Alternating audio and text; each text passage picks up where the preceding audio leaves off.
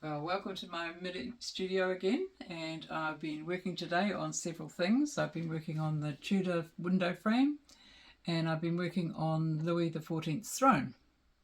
So with the Tudor window frames, I've been doing those on the 3D printer, and they're in pairs.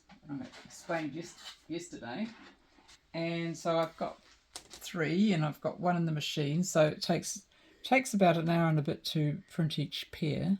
So it's going to take a wee while to work my way through these, but we're getting there. And while I'm doing that, of course, I'm thinking about the Louis XIV's throne.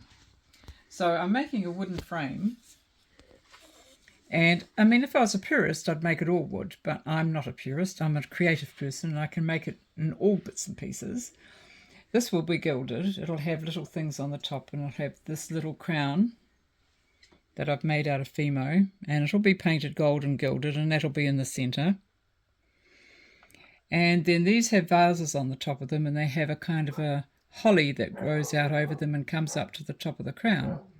And I'm going to make those out of paper, and I'm going to paint them and gild them. So it's definitely a mixed medium throne. Now, it's been a bit cold doing the woodwork for the Tudor house, and it's also quite cold to actually use Fimo. And so I've had to keep breaking bits off and popping them in my bra to get them warm enough and pliable enough. And Roger's just raised his eyebrows. I've got to remember that they're in there too, of course. And so with the front of the little throne, it's going to have lions at the top of the armrests, coming down to claws at the bottom.